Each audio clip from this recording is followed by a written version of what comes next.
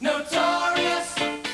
Because of the change in the group, you know, with Andy going, Roger going, it was very much sort of up to us three to kind of take control of it. I don't think we were totally sure of the direction we wanted to go. We thought we were all aiming in a similar sort of direction, but not quite sure, and it just happened very naturally. There was no, well, I want to do this and I want to do that. I mean, we just said, let's make a great Duran Duran record. Let's make the best Duran Duran record. If we're going to do it, I mean, there was no point in doing it for any other reason.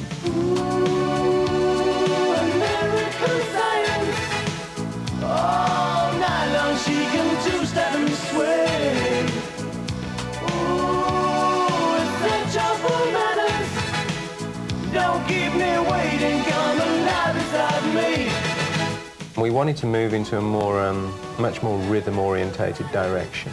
So it was great to work with Niall, the king of rhythm. Since the last time I saw the guys, they had all become better players. John was a much more proficient bass player. Simon had developed his range in a way that I thought was a lot more comfortable for me to work with. And Nick was a hell of a lot better piano player. And that's, I mean, it was great. The record really went very, very smooth. It was absolutely the right decision to make. And I mean, we never realized at the time that we were going to benefit from the fact that he was a guitarist and we were going to be guitaristless for most of the album. So it was the best decision we could have possibly made. Also contributing to the new Duran sound were former Missing Persons guitarist Warren Cucurullo and drummer Steve Ferroni. When John and I got together, he said that he'd got this guy in mind that he'd been listening to for quite a while, and he said, Steve Ferroni. I said, no, the guy that's on the Scritti Politti records. He said, yeah. He used to be in the Average White Band, and he played with Chaka Khan more recently. Steve is just, I think, the most consummate musician I've ever worked with. He's perfect. Perfect. And so as a bass player, that can only be an advantage. We got a new guy in called Warren Cucurullo. It was actually, I mean, that's a funny story because I think even MTV made some announcement at some point in the summer that Warren Cucurullo was going to be joining us. And Warren was calling us in like August of this year saying, hey guys, you know, I'd really like to help you out. And we were like, who is this guy? Yeah, hang on. You know, Andy's on his way. Andy's told us he's coming, you know, so we were waiting for Andy to arrive. So we were like, well, you know, maybe we'll call you, thanks very much, you know, checking out his stuff at the same time and being quite impressed. But, you know, he'd keep calling us, and we thought, what is this? This is very strange. And, of course, what happened in the end was that because Andy was playing with Terry Bozzio and Patrick from Missing Persons, and they were planning a tour and all this, Warren knew that Andy wasn't going to be coming back. So he was basically putting himself forward before the situation became public. Millions of others. We've been harping on him, you know, to write a song called Notorious, and I've been going, no, I don't know about that. I mean, it's very difficult. I love the title for the album. I really got used to that and thought, yeah, that's a great concept for the whole album. But then the idea of actually writing a song to that thing, I really didn't want to write a song going, we're so notorious. Oh, right. Well, what do you rhyme it with? Victorious.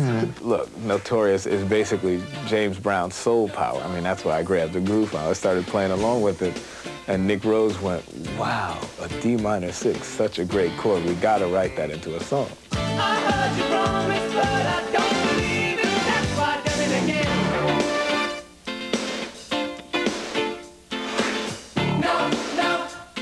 Notorious. Along with the new sound, Duran also wanted to change the style of their videos, so they teamed up with Peter Kagan and Paula Greif, directors known for a simple, gritty style. Everything that we're doing is geared towards detracting from a certain image that may have existed with the band at one point, and, you know, really like focusing in on the music. And the whole point of what we wanted was a video that accentuated what was happening in the groove, and whether that was editing or like visual style and, you know, using dancers and instrumentation and stuff. That was really, it was meant to enhance, we did that video to enhance what was happening on the record. We knew that we didn't want to make another location video. We didn't want to make another big production studio video. We didn't want to have special effects. We didn't want to have naked people jumping through hoops of fire. And any of the kind of big production numbers we've done before. We wanted to keep it simple. It's not just musical maturity that the members of Duran Duran have found. They've grown personally, too. John Taylor's left his Playboy days behind in favor of a long relationship with model Renee Simonson. Nick married model Julianne Friedman. They just had their first child. And Simon tied the knot with yet another fashion model, Yasmin Parvana. It hasn't actually changed anything as far as me and Yasmin are concerned. The only thing it's changed is the way that other people perceive us. Some other people perceive us. You know, some other people, particularly people who are older than us, they tend to sort of think you're about to dig a hole in the ground and stay there for the rest of your life. I think it's great having a baby. I mean, I'm really happy. It does certainly change your perspective on some things. It's just such an incredible thing that happens. I think the one thing that's really nice about it for me is that it gives you an incredible sense of responsibility to the child. I'm very happy with the woman that I'm with. I've actually been going with her longer than Simon and Yasmin have. But I'm a bit old-fashioned. I don't believe in marriage. If you want to keep having a good relationship and keep doing the amount of work that we do, you've got to have people that understand and fit in with your life. And luckily, we both have that. Would someone please explain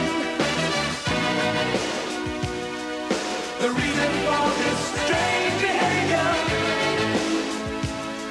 in exploitation's name? We must be working all the skin trade. We have all changed personally in the last 3 years, obviously. We've grown up a little bit. We grew up very, very quickly. You know, like from the age of 19, then we were on this roller coaster thing, and you know, you get very fond of the sound of your own voice, and you know, your own ego takes over. There's been a lot of growing up. I think if we'd started the next Duran Duran album after Seven and the Ragged Tiger and not done these other projects, it would have not only been the last Duran Duran album, I don't think it would have been a very good one. The way it's worked out, I think that, you know, it's a great album we've made, and we'll go on further. They really have the right attitude. I mean, they're real excited about it. They're excited about their new lives and their new roles, and, you know, and that's really what it takes to stay on top of this business. You have to really care about what you're doing. You have to be really enthusiastic, and you have to always remember how hard it was getting there, because it's that much more difficult to stay there. If any one of us wasn't excited about doing the Duran album after all we've done, sort of in between the last one and now, we wouldn't be doing it. I think one of the most exciting things about it is the fact that we were very much up there 3 years ago, and it's quite a sort of, you know, a question whether this one will be the same. I think the music's got it, and we've got the enthusiasm and the energy to make it go that way. And that's really what makes it exciting, because we have such a lot to achieve now.